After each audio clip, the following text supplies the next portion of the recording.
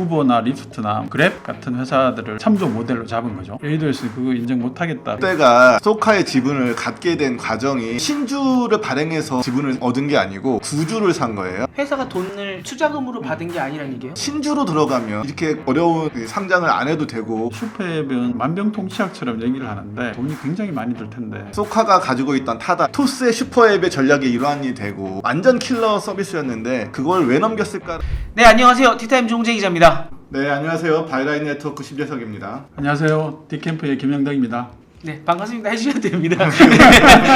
네, 예, 오늘은 소카가 왜 이렇게까지 상장하려는 걸까라는 제목으로 한번 준비를 해봤고요. 또 며칠 있다가 상장이 이루어지는 그런 종목이기 때문에 사실 말씀드리는 게 굉장히 또 조심스러운 것도 있습니다. 오늘 신뢰가 되지 않는 선에서 정말 정확하게 분석할 수 있도록 한번 노력을 해보겠습니다. 오늘 어떤 이야기 나눌지부터 한번 짚어보고 가겠습니다. 소카 기업 가치가 분명히 작년까지만 해도 뭐 3, 4조 원 막 이런 이야기가 나왔었는데 이번에 상장 추진할 때만 해도 2조 뭐 3천억, 4천억 이렇게 이야기가 나오다가 결국은 지금 9천억대에 상장을 한단 말이죠. 이렇게 되면은 유니콘이라고 하는 이제 1조 원도 못 지키게 되는 건데 이 와중에 소카가 상장을 하려는 이유, 그 이유에 대해서 1, 2번 이렇게 알아볼 거고요. 소카가 어떤 미래를 그리고 있는지에 대해서 좀 알아봐야 될 것 같고요. 또 박재욱 대표의 리더십에 대해서도 한번 간단하게 알아보는 시간을 갖도록 하겠습니다. 상장을 좀 강행한다는 느낌이 있어요. 그런 면에서 이게 지금 소카가 상장을 강행하는 이유가 뭔지 좀 한번 여쭤보고 갈게요. 뭐 자금이 좀 많이 부족한 상태인가요? 뭐 어떤 상태인가요? 회사는 뭐 보니까 자금이 당장 문제가 되는 상황은 아닌 것 같아요. 실제로 이제 회사의 현금, 그러니까 이게 재무제표상의 현금 흐름표 같은 걸 보면 상황이 뭐 나쁘지 않은 상황이고, 근데 이제 그 다음 단계로 계속 성장을 하려면 성장을 위한 자금 여력은 좀 더 많이 필요하잖아요. 추가적인 M&A를 해야 한다거나 또는 매출의 성장들을 계속 이끌어내려면 뭐 상장 모델이 렌트카 모델이 아니라고 하는 얘기도 있긴 한데 사실 매출의 90% 이상이 이제 단기 렌트카로 일어나고 있기 때문에 그 구조가 차를 사야 되고 차의 보유량이 많을수록 실제로 매출이 더 많이 늘어나는 비례하는 그 매출과 이 비용이 일정하게 같이 따라가는 비용 구조를 가지고 있기 때문에 추가적인 대출이나 또는 공모를 통한 자금 또는 투자를 통한 자금이 꼭 필요한 상황이 아닐까라는 두 가지, 아까 말씀드린 대로 성장을 지속하기 위한 것 하나하고 그 다음에 이 성장 동력뿐만 아니라 안정적인 자금 운용을 위해서는 금융시장이 경색되어 있으면 자금을 최대한 확보하는 게 기업으로서는 중요한 일이기 때문에 그런 뭐 경영활동이라고 보면 합리적인 결정이다라고 생각합니다. 이 재무제표를 보니까 유동 부채가 2,143억 원이고 유동 자산이 903억 원이더라고요. 그러니까 유동 부채라는 건 1년 정도 안에 갚아야 되는 빚인 거고 유동 자산이라는 건 현금이거나 현금화 시키기 좀 쉬운 자산일 텐데 그걸 나누니까 43%밖에 안 돼요, 비율이. 근데 유동 비율이라고 하는데 유동 비율이 100% 이하면 위험한 거거든요. 특히 50% 이하면 거의 문 닫아야 되는 수준인데 지금 이 수치만 보면은 강행할 수밖에 없는 상황이 같아 보인다고 생각이 들어요. 그렇게 되면은 지금 뭐 일반 직장인으로 따지면은 내가 빚이 한 2천만 원 정도 있는데 지금 수중에 가진 돈은 한 900만 원이다, 약간 이렇게 봐야 되는 상황인 거네요. 다음 달 카드값이 200만 원인데 네. 내 돈에는 100만 원이 없는 거죠. 근데 그렇게 되면은 좀 다른 회사 같은 경우는 투자로 메꾸려고 하는 경우가 있을 텐데 지금 좀 상황이 안 좋으니까 투자도 쉽지 않다는 얘기인 거죠? 그러니까 뭐 사실은 이게 시장이 IPO, 그러니까 한다는 것 자체가 투자 받는 거죠. 그러니까 IPO 자체가 IPO가 투자를 받는 행위니까. 그러니까 그게 이제 다른 투자사한테 받기는 또 지금 쉽지 않은 상태고 그 상태에서 지금 IPO로 돌파해보겠다, 좀 이렇게 생각이 드는데요. 투자자들의 그런 욕구도 있을 거예요. 왜냐하면 초기에 투자하는 회사들이 IPO가 돼야 이제 엑시스를 할 수 있으니까 그런 필요들이 실제로는 상당히 압력으로 작용했을 수도 있고, 그 다음에 이제 아까 말씀드린 대로 성장을 위해서는 좀 안정적인 자금 공급이 필요한데 다른 뭐 렌트카 업체들도 많이 보면 그 부채 비율이 굉장히 높잖아요. 대부분 매출보다 훨씬 큰 규모의 부채를 안고 있죠. 그거 뭐 당연하게 비슷하게 가는 거 아닌가 싶네요. 이어서 여쭤볼 게 있는데 IPO를 하려고 하는 이유들을 쭉 찾아보니까 그 중에 큰 이유가 지금 상황에서 모빌리티 시장이 경쟁이 치열하기 때문에 지금 자금을 확보를 해서 M&A도 많이 하고 기술 투자도 해서 지금 치고 나가야 된다. 지금 치고 나가지 않으면 뒤처져 버리면 언제 우리가 정말 나중에 이 시장을 잡을지 모른다. 그래서 위기감을 느꼈다라는 그런 식의 기사들이나 아니면 이제 인터뷰들을 많이 봤는데, 그렇게 치면 이게 M&A 자금으로 흘러 들어가야 되는 건데 지금 공모를 통해서 확보할 수 있는 자금이 1000억, 뭐 1020억 정도인가란 말이죠. 그럼 이 상황에서 이게 M&A에 사용할 수 있는 정도의 자금인지에 대한 생각은 의문은 좀 들었거든요. 그건 어떻게 생각하세요? 그 투자 설명서에 보면은 투자금, 그러니까 이번에 공모한 금액 60%는 다른 회사에 대한 투자나 다른 회사를 인수하는 데 쓰고 나머지 40%는 신사업하는 데 쓰겠다 이렇게 발표를 했거든요. 그러면 이제 한 600억 정도 되는 거죠. 투자금을 받을 때 사람들이 예측하기로는 차 살려는 거 아니야? 당연히 이게 차를 사야 가능한 비즈니스이기 때문에 네. 당연히 차를 살 거라고 예측을 했었는데 그 투자 설명서에 보면 차 사는 건 아니다라고 이제 못을 박아놨어요. 네. 차는 우리 기존에 가지고 있는 차 담보로 대출을 받을 수 있다. 그걸로 또 새로 차를 살 수 있으니까 이 투자금은 차 사는 데는 안 쓰고 다른 회사 인수하는 데 쓴다. 일단 60%니까 대부분을 상당수를 그쪽에 쓴다라고 발표를 하고 있죠. 근데 이제 600억 원이라는 자금이 인수합병을 하기에 얼마나 상당히 큰 규모의 자금이냐라고 하면 사실 어떻게 생각하면 큰 돈이고 어떻게 생각하면 작은 돈이죠. 네. 뭐 요즘 뭐 300억, 500억 인수 뭐 너무 쉽게 일어나기 때문에 이렇게 따지면 뭐 한 개 사거나 뭐 한 개 반을 사거나 이 정도 될 수밖에 없는 네. 규모이기도 하고, 근데 이제 아주 초기 단계에서는 이제 뭐 훌륭한 인재가 이제 막 시작하는 회사라든가 아니면 뭐 시장은 확보하지 못했지만 기술력을 가지고 있는 회사라든가 이런 회사를 잘 고른다면 뭐 많이 살 수도 있는 금액이기 때문에 어떤 회사를 사느냐가 중요하다고 볼 수밖에 없죠. 그래서 뭐 그 금액 자체가 크다 작다라고 말하기 좀 어려울 것 같아요. 말씀하신 대로 지금 그 작년에 이자 비용이 대략 한 100억 언저리 좀 있을 것 같으니까 대략 계산해 보면 5% 정도의 이자율이라고 하면 대략 2천억 정도의 부채가 있는 거잖아요. 그러면 뭐 작년에 매출이 한 3천억 정도 났잖아요. 그러면 매출의 한 3분의 2 정도 부채 비율을 가져가는 거죠. 그 정도에서 보면 앞으로 차를 뭐 더 구매하는 것도 결국은 그런 대출로 할 수밖에 없지 않을까? 이 투자금을 사실은 거기에 쓰기는 상당히 부담스러울 것 같아요.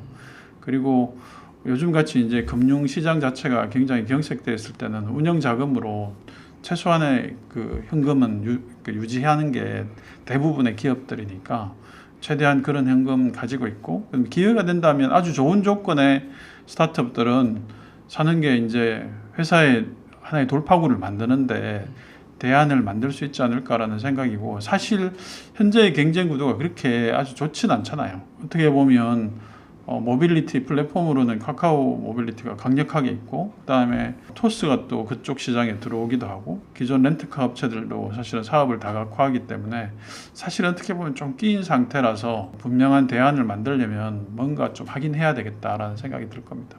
가만히 있다가는 쉽지 않은 상황이다. 요거는 다 같이 좀 이렇게 동의하는 부분인 것 같네요. 하나 짚고 넘어가고 싶은 부분이 있었어요. 저희도 요새 공모주 하는 게 유행이라서 친구들도 보면 공모주 많이 하거든요. 그래서 공모주 신청해 보면은 야 뭐 따상 가냐 따상상 가냐 뭐 이런 거 얘기하는데, 실질적으로 이게 어떤 프로세스로 이루어지는지 다 모르고 그냥 야 며칠에 넣는데 그래서 넣고 그냥 당일날 이거 떨어졌어 안 떨어졌어 올랐어 이런 끝이에요. 따상이냐 아니냐 이게 제일 중요하지. 따상도 본인이 판단을 못해요. 그래서 기사 보고 야 이거 따상 맞대 이러고 넘어가거든요. 그래서 이번에 왜 소카가 이렇게 지분이 중간에 내려갔는지, 어떤 지점에서 이게 그렇게 갑자기 내려간 건지, 그 다음에 상장을 하고 나면은 앞으로 어떻게 가는 프로세스인 건지 요거를 한번 오늘 좀 공부하는 의미로 잠깐만 좀 짚어보고 넘어가면 좋을 것 같아서, 일단 첫 번째 예비심사, 뭐 본심사, 상장 예비심사 청구 이런 데까지는 뭐 크게 저희가 신경 쓸 건 아닌 것 같고요.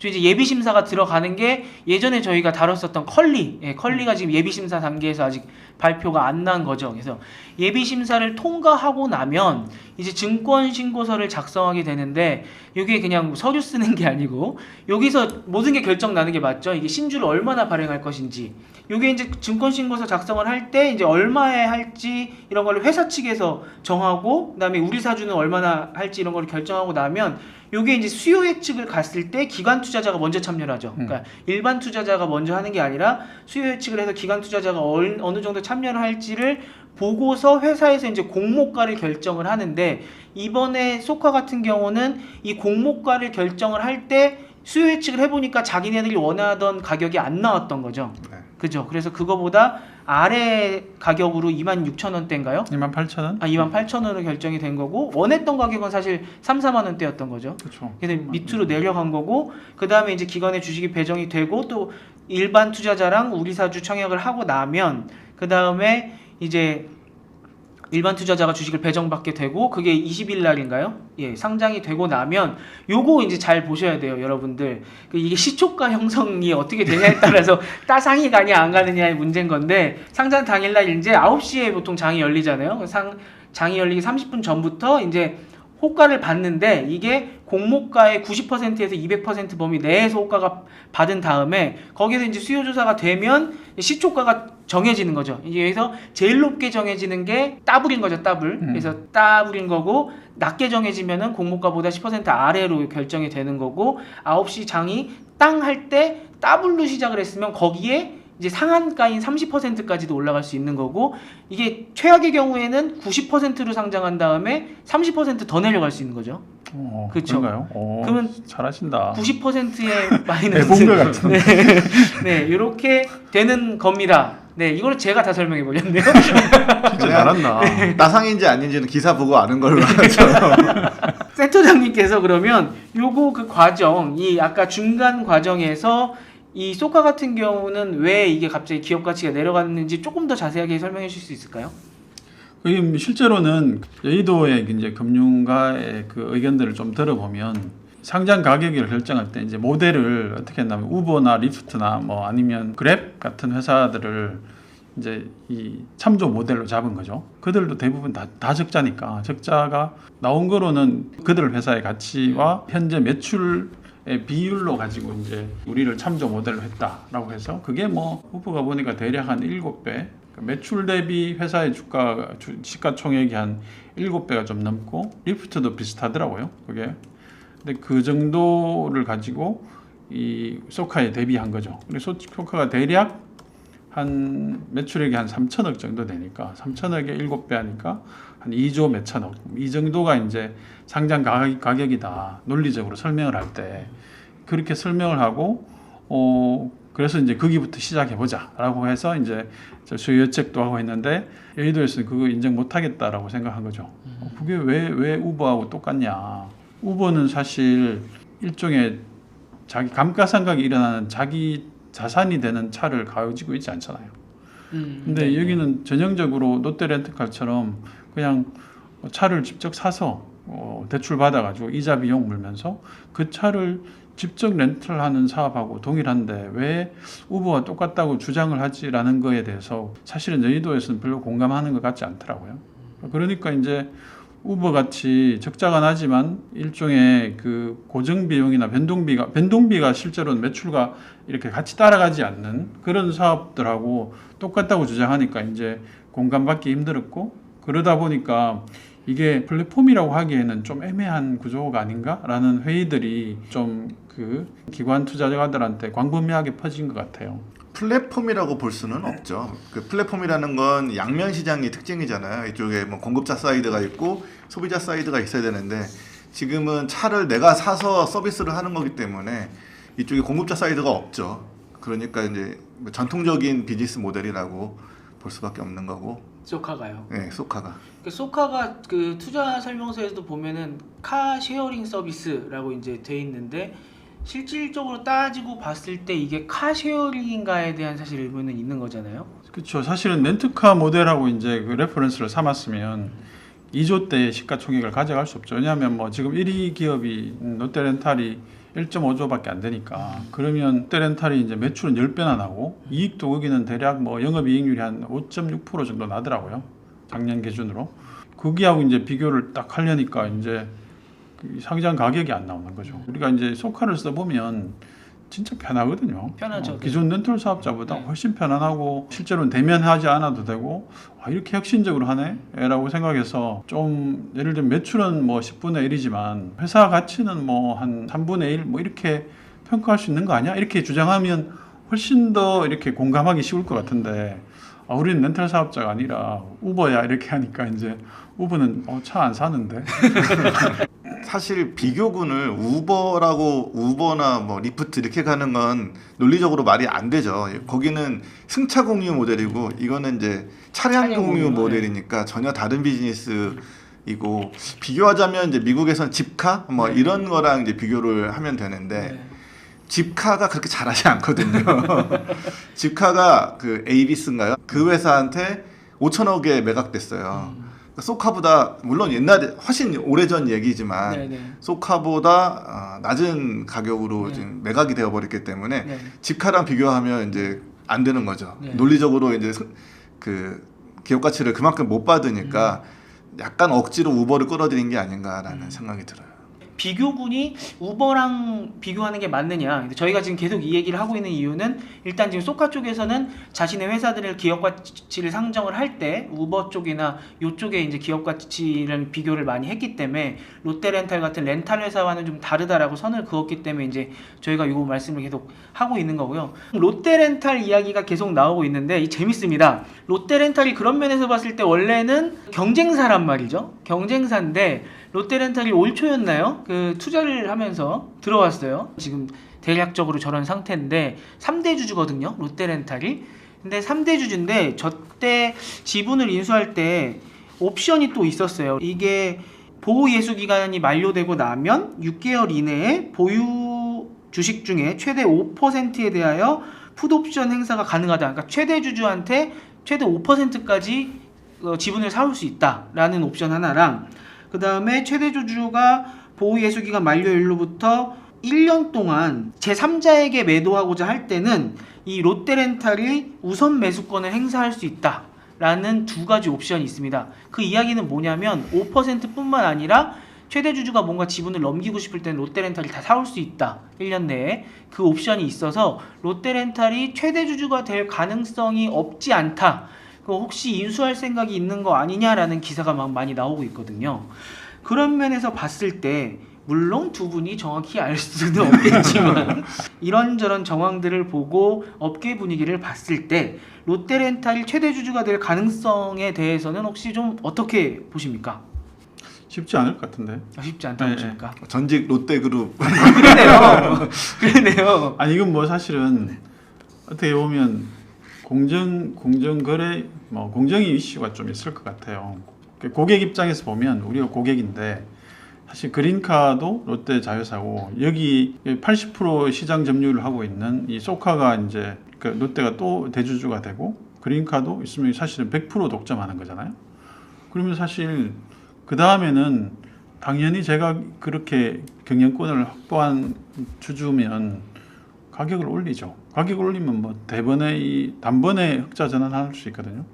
뭐 예를 들면 모닝 같은 차 킬로미터당 170원인데 한 50원 올리면 엄청나게 이익이 늘어날 거라고요. 그러네요. 그리고 그런 것들이 사실은 실제로는 작은 돈의 차이가 이게 큰 볼륨이기 때문에 흑자 전환하는 게 지금 적자 규모가 크지 않잖아요. 한 5% 이 정도 적자인데 금방 흑자로 전환할 수 있기 때문에 그건 정확하게 고객들한테 이익을 침해하는 행위이기 때문에 그걸 뭐 어떻게 회피할 수 있을까? 근데 굉장히 지금 정부가 이제 굉장히 친기업적인 상황이긴 한데 고객들의 그런 압력들을 이 정치권이나 정부에서 그걸 뭐 무시할 수는 없지 않을까? 라는 생각으로 저는 좀 부정적으로 봐요. 저는 조금 생각이 다른데 이게 이제 시장 점유율을 따질 때는 시장을 획정해야 되잖아요. 네네. 시장을 획정하는데 카쉐어링을 딱 시장으로 그걸 하나의 시장으로 보면 뭐 소카가 대부분을 가지고 있고 나머지 그린카가 갖고 있으니까 소카와 그린카 합치면 거의 100%다 이렇게 될 수도 있는데 이 시장 획정을 우리가 여태까지 계속 이거는 카쉐어링이나 다른 시장이 있는 게 아니고 렌터카 시장의 일부다라고 이렇게 우리가 얘기를 했기 때문에 이거 렌터카 시장 전체로 보면 롯데 렌터카가 소카를 가져간다고 해서 렌터카 시장 점유율을 얼등히 높이는 건 아니거든요. 그런 면에서 보면 조금 더 뭐 지금 SK도 있고 지금 뭐 현대캐피탈, 뭐 하나캐피탈 이런 데도 지금 잘하고 있기 때문에 그래 봐야 25%안 넘을 수준이라서 그러면은 해볼만 하지 않나라는 생각이 듭니다. 여기서 이제 자기 모순에 빠지는 거죠. 네. 우리는 렌트카 아니야. 그랬는데 이제 여기 가서는 이제 우리는 렌트카야. 렌트카기 때문에 공정위가 사실은 우리 시장의 마이너리티야라고 네. 주장을 하고 네.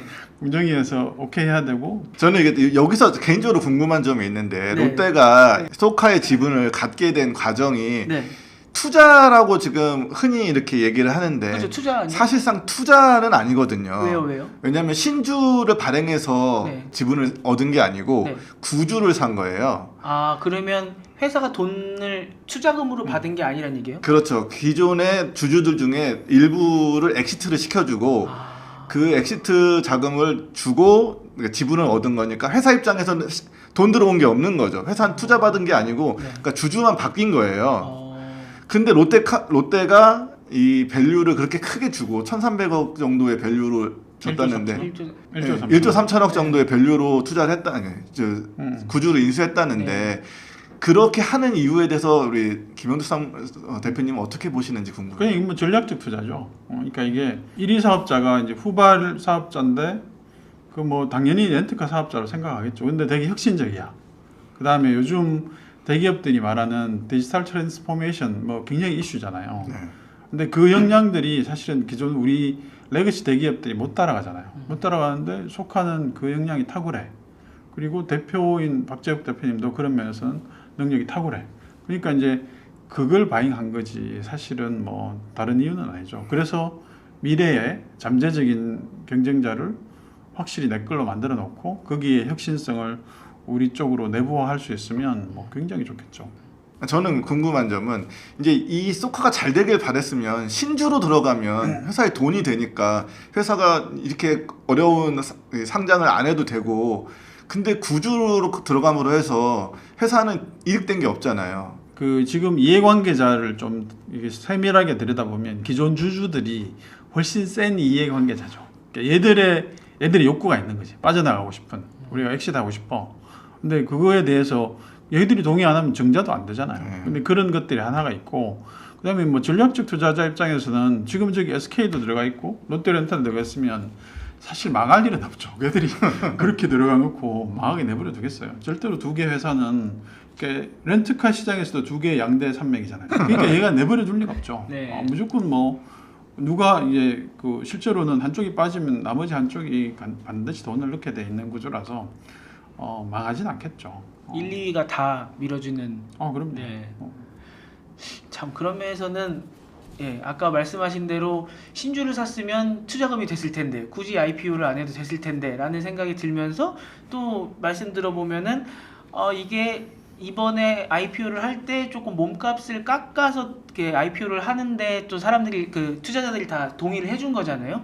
그 불만 있으신 분들은 어떻게 보면은 롯데렌탈이 다 꺼준 거일 수도 있고 또 이렇게 보면은 좋은 거고 저렇게 보면 안 좋은 거고. 다른 회사들은 그래도 자기가 투자한 것보다 다른 투자자들은 자기가 투자한 것보다 밸류가 업돼서 상장되는 걸 텐데 롯데만 자기가 투자한 것보다 밸류를 다운시켜서 지금 들어가는 거란 말이죠. 네, 굉장히 길게 보면 상관없죠. 이게 말한 대로 재무적인 이익을 취하기 위해서 물론 뭐 올라가면 기분은 좋겠지만 떨어져도 뭐 내 지분이 크게 변동이 없고 그 다음에 오히려 저렇게 낮게 들어가면 추가로 이제 내가 더 살 때 지분을 더 확보할 때 돈이 작게 들어가니까 이게 뭐 두 개를 합치면 뭐 쌤쌤이다. 그래서 옵션이 있잖아요. 다른 데 팔 거면 나한테 팔아 이거잖아. 네, 그렇죠. 그러니까 뭐 그렇죠. 어떤 전략적 투자자는 생각이 있는 항상 거지. 그 옵션을 걸죠. 네. 그리고 저기 SK도 뭐 비슷할 거고 네. 제가 볼 때는 뭐 둘이 같이 발 담그고 있으면서 계속 서로 눈치 눈치 본다. 보고 뭐 이러지 네. 않을까 싶어요. SK는 벌써 그 소카 말레이시아 법인을 인수했어요. 그래서 그게 이제 SK 거가 됐어요. 네. 어떻게 보면은 서로 누가 차지할 거냐에 또 싸움이 될 수도 있네요 나중에. 소카가 잘 되면 둘 다 먹고 싶어 하는 네. 게 돼서 몸값이 올라갈 수도 있죠. 그런 면에서 아까 말씀하신 발 담근 딱 그 정도. 이게 그런 면에서 또 뭐 투자하시는 분들은 호재요 할 수도 있고 참 여러모로 생각이 많아지는 복잡한 곳이네요. 네. 요 소카의 사업 모델이 지금 일단 현재는 어떻게 되는지 좀 알 수 있을까요? 소카가 기본적으로 카쉐어링이 대부분의 지금 뭐 비즈니스를 차지하고요. 그 뒤에 최근에 인수한 주차장 사업을 하고 있고, 또 하나는 그 전기자전거 일렉클인가요? 그걸 인수해가지고 전기자전거 사업을 하고 있죠. 소카는 항상 얘기하는 게 슈퍼앱이 되려고 한다. 슈퍼앱이라는 게 그 안에서 모든 앱에서 모든 걸 다 할 수 있는 앱이잖아요. 예를 들어 우리 이제 모빌리티 그쪽에서는 이제 카카오 모빌리티, 카카오티, 카카오티가 거의 모든 게 다 있잖아요. 그런 것처럼 이제 가겠다라는 것이 소카의 계획이고, 네. 그런 거 아까 인수합병 얘기도 그런 것을 위해서 하는 것 중에 하나 있죠. 좀 전에 이 사업 모델을 여쭤보면서 이 봤더니 저는 사실 소카 이 이야기 준비하기 전에 이게 소카가 예전에 그 타다도 자회사를 갖고 있었잖아요. 그래서 타다를 갖고 있어서 소카 타다 예전에 잘못되고 나서 점점 줄어드는 거 아닌가라고 봤는데 실적이 생각보다 나쁘지 않더라고요. 2019년에 적자가 670억대였는데 2020년에 뭐 코로나 맞고 하면서도 147억으로 줄어들고 작년에도 210억. 그다음에 또 유의미한 건 지금 IPO 하면서 굉장히 그 박지혁 대표님이 나와서 강조하시는 게 2분기에 드디어 우리 흑자 전환했다. 올해는 흑자를 볼 수 있을 것 같다라는 또 말씀을 많이 하시더라고요. 그래서 저런 거 봤을 때 타다 이후에 소카가 뭐 이렇게 잘 될 게 있었나라고 생각했는데 뭐 이게 타다의 영향이 별로 없는 건가요? 타다가 있을 때도 어떤 비즈니스 성과에 타다가 영향은 거의 미치지 않았어요. 그때도 뭐 90% 이상은 소카 매출이었고, 타다는 새로운 데로 나아가는 어떤 중요한 디딤돌이긴 했는데, 타다가 당장 소카를 먹여 살려준 건 아니죠. 그렇기 때문에 타다가 빠졌다고 해서 뭐 재무제표 수치가 나빠지거나 뭐 손익계산서가 나빠지거나 그러진 않죠. 우리한테 다가왔던 그 뭔가의 파워는 타다가 훨씬 더 컸는데 그거보다는 소카의 원래 이 렌트 비즈니스가 훨씬 더 컸다는 거죠. 타다가 1000대였거든요. 택시 1000대에는 일반 택시 회사들 또 그 정도로 갖고 있는 회사 여럿 있어요. 네. 일반 택시 회사들 매출 얼마 안 되잖아요. 그거랑 여기랑 비교할 수는 없는 거죠. 네. 그러니까 동네에 있는 그냥 택시에서 말씀드리는 그런 거죠. 그 정도 느낌이다. 근데 물론 타다가 의미가 없었다는 건 아니고, 타다가 그 정도 왔지만 일으킨 반향은 엄청나게 컸죠. 그렇죠. 그러니까 소카 하면 사실 뭐 렌트해서 이 원웨이로 이렇게 갖다 놓고 요 정도 외에는 더 크게 나갔던 건 사실 타다였어서 타다 이후에 뭐가 크게 있었나라고 싶었는데 오히려 계속 잘 되고 있었던 게 좀 신기했던 수치였고요. 소카는 어떤 쪽으로 앞으로 발전해 나갈 거라고 보세요? 그러니까 이거 지금 뭐 그 말씀하신 대로 이제 전기 바이크나 뭐 이게 모빌리티를 다 엮으면 굉장히 이상적인 모델이 되겠죠. 모델이 될 텐데, 여기에서 이제 슈퍼앱 얘기가 나오는데, 슈퍼앱은 사실 이게 뭐 만병통치약처럼 얘기를 하는데, 슈퍼앱은 특별한 경우에만 동작하는 전략이거든요. 이게 절 흔하지 않아요. 지금 슈퍼앱을 할 수 있는 게 뭐가 있을까요? 모빌리티는 거의 뭐 카카오티가 거의 유일하죠. 근데 카카오티의 그 출발점을 보면 결국은 카카오에서 출발했잖아요. 전 국민이 쓰는 그 메시징 서비스에다가 올려놓으니까 얘가 이제 그나마 큰 비용 없이 돌아가기 시작해서, 그다음에 카카오의 그 후광과 그 막강한 지원 하에 고객군을 몰아주는 효과를 때문에 얘가 이제 그 지위까지 거의 간 것 같긴 한데, 근데 얘도 어떻게 보면 카카오 딱 떼고 생각해 보면 굉장히 만만찮아요. 슈퍼앱이란 게 전 세계적으로 슈퍼앱이라고 할 만한 게 뭐 몇 개 없잖아요. 다 근데 보면 대부분 메시징 서비스로 기반을 하죠. 그러니까 메시징 서비스 특징이 뭔가 하면 사용 빈도가 굉장히 높죠. 계속 들어가게 되죠. 근데 쇼카는 사실은 단기 렌트카를 기반으로 한 고객을 모은 거잖아요. 단기 렌트카를 우리가 뭐 얼마나 자주 쓸까요? 그러면 이게 슈퍼앱의 기반이 되는 이 트래픽을 만들어내기가 굉장히 힘들지 않을까라는 거고, 그 다음에 거기에다가 이제 다른 서비스를 막 붙이더라도 사실은 그 인접한 사업 영역에서의 경쟁자도 이미 막강하게 있어요. 근데 거기에 들어갈 때 만만치 않죠. 이게 뭐 거기에 들어가려면 그게 실제로는 캐시카우 역할을 하는 게 아니라 돈을 들이부어서 막 시장을 어느 정도는 자리 잡을 일종의 교두보를 마련하는데 돈이 굉장히 많이 들 텐데 사실 그게 좀 그렇게 쉽지 않다라는 생각이 들어요.